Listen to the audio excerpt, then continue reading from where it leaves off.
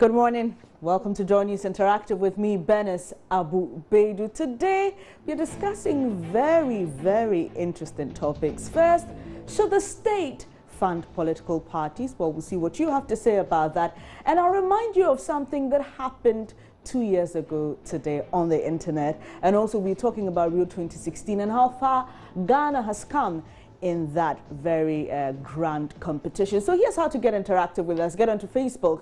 Our name is Joy News on TV. When you get there, there are various issues that are posted there. You can leave your comments there. Also, you can send us a tweet at Joy News on TV. Alternatively, you can send me a WhatsApp message on the number 0560 800,000 0560 800 000.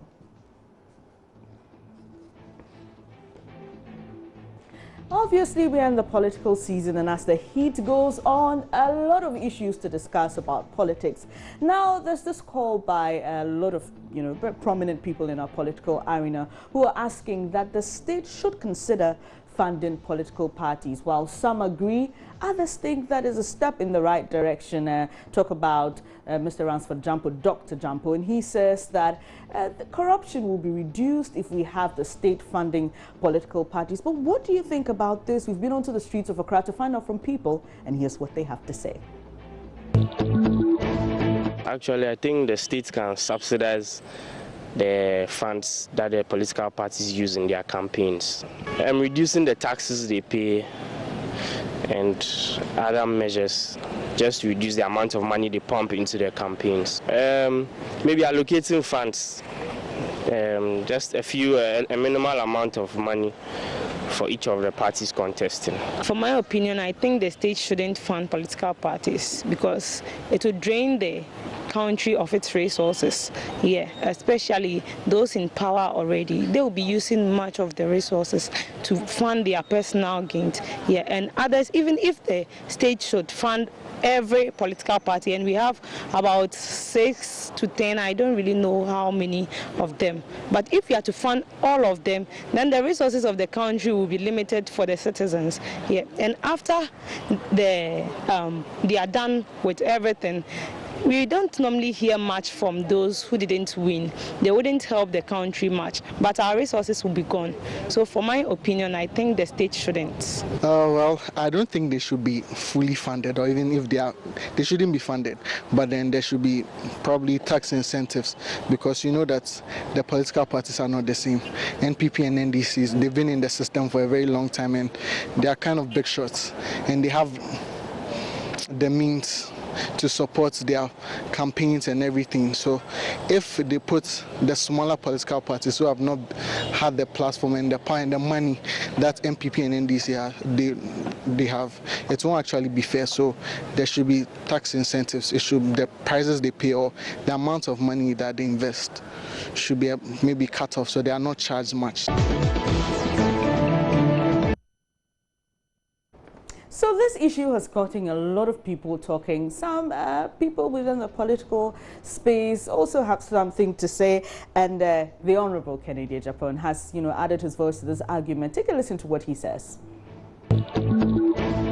I disagree with those who are asking for the country to fund political parties. This side of the world, people take advantage of every situation. And with what is going on, these smaller parties and the rest, do you want government to fund them? I mean, our taxpayers' money? No. If you think we are prepared to contest as a presidential candidate or form a party, then you should be prepared to take care of yourself. I mean, in America, you don't get all these things publicly. There are individuals who come out openly to support political parties, no problem. So I honestly disagree with them that government should fund political parties.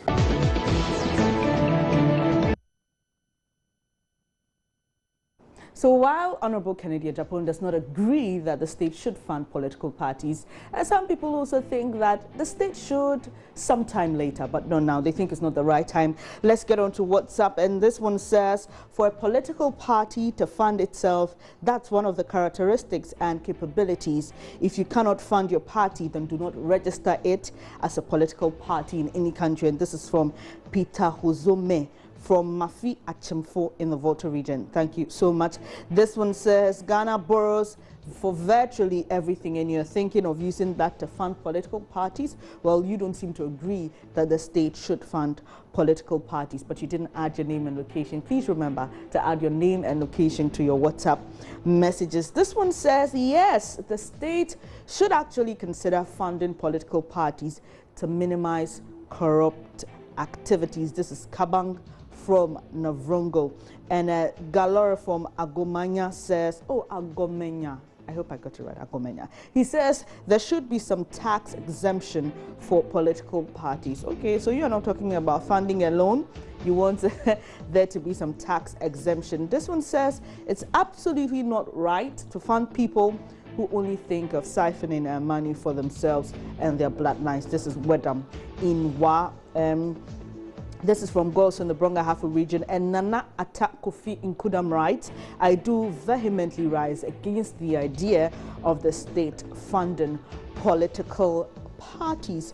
Now, this one says corruption in Ghana is a matter of our mindset, not the issue of availability of funds. You think that political parties can be funded, yet corruption will increase. You're also saying even the USA is not funding political parties. This is Bobby Innocent from the Volta region. This one says Ghanaians should not debate the topic in solidifying the subject. Haruna Mamudu in Wenchi. I'm not getting you too clearly. If you could come again. This one says no for me. If you can't fund a party, why form it? Roman from Hohoi writes, and Fidelis is saying that this is not right. I don't know whether the state funding that, or, well, I don't know what your stance is. It's not quite clear. Well, a lot of your comments coming in here on WhatsApp. I'll hold on to that a bit. But I said I was going to remind you about something that happened 2 years ago today, and everywhere on social media, a certain video popped up. But before we bring you that video, just so you know what it is, we went onto the streets of Accra to find out from people if they remember who Victoria Hammer is and what they remember her for. The woman who said she was going to spend 1 million something, an amount of money like that, an encounter with that. She was in a taxi. A driver was driving, not a taxi. A driver was driving her to, and she had a phone call, and she said she was going to spend the state's money. She has to make 100 million something. Yeah. I remember her for the leak tape, and then also she was the candidate who was contesting the sitting MP for Ablikman South. It was out here, West, Honorable Westler. And I was around when the elections were conducted, and then she was around when even the declaration was not made, or the pronunciation was not made, and she was like, she has won, and later the whole thing turned around, and then she didn't win. To the best of my memory, I think it's with her, the leaks, and then some of the mistakes she made with some scripts. I'm not, yeah. I think I had a statement from her saying she would like to amass some huge sum of money before she leaves office. That's the only thing I can remember her for. There are a lot of things that these people remember Victoria Hammer for. What do you remember her for? But what I'm talking about is that video that actually trended on social media. Take a look at it. The government will soon set up the PKI security architecture to provide an increased level of confidence for online commerce and communication and collaboration. Where is the speech I edited? This is not the speech I edited. No, I can't read this. And that's what I was working on this morning. I edited the speech, and this is different. And so I'm trying to speak from my mind, so maybe I'll do that.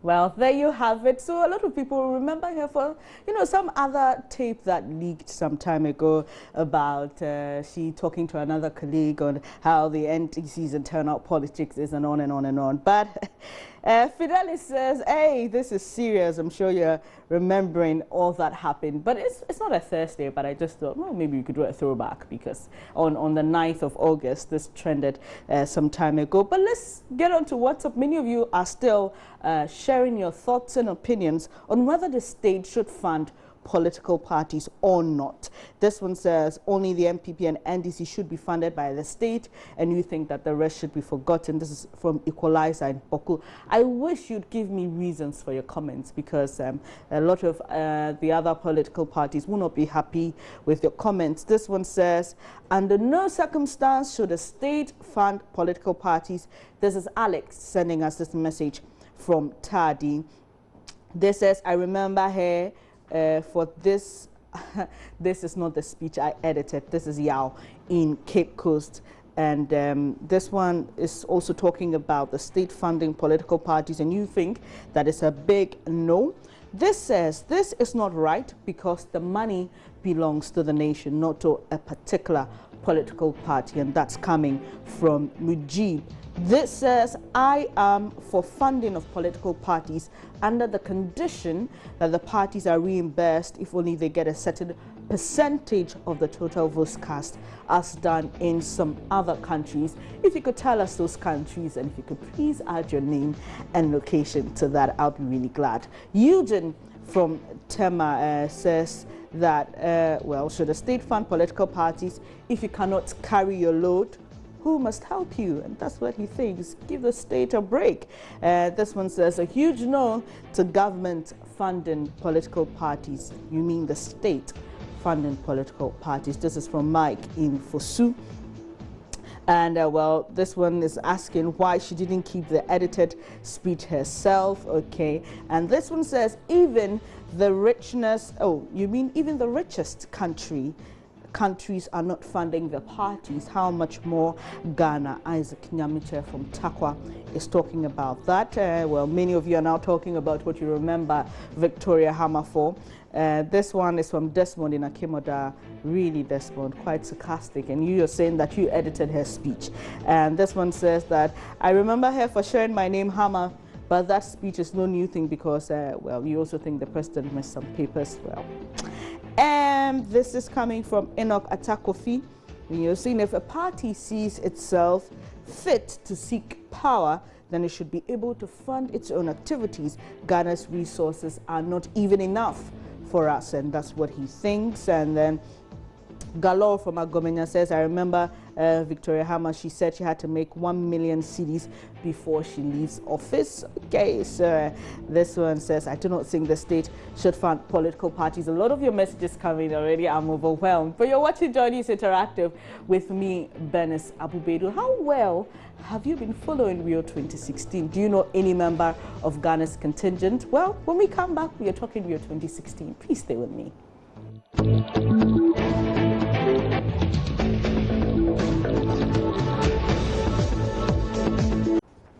Thanks for staying with me on Joy News Interactive. Now let's talk about Rio 2016. And there's been a lot happening, some bad news, some good news. We went to the streets of Accra today to find out from people how well they know the Ghanaian team represented at Rio 2016. No, I don't have any idea about that. I have not been monitoring. For now, I was serious doing my NSS office service, so I was just hoping to just get a position at the Smiths. Well, actually, I don't follow sports. Busy as in working and stuff. So yeah, looking at the performance and the training I watch on sports, yeah, I think she can do something. Yeah, this 14-year-old girl, Kaya 14. I think she's the first Ghanaian swimmer at the Olympics. Yeah, and I heard she even placed third.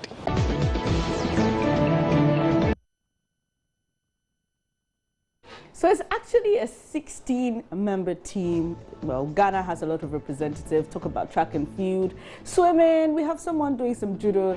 It's quite a large team. I think we should acquaint ourselves with our own team members. What do you think? Let's get to know them. Probably you can watch a game or two, and just to show some love and support for the team at Rio 2016. Now, talking about that, one of the people we spoke to on the streets mentioned the name Kaya Forson, and guess what? She's trending on Twitter. She didn't actually win. I think she placed third in one of the heats to the final, but she couldn't make the final because her time wasn't too good. But guess what? She beat her personal best time. She's trending on Twitter. Take a look at this.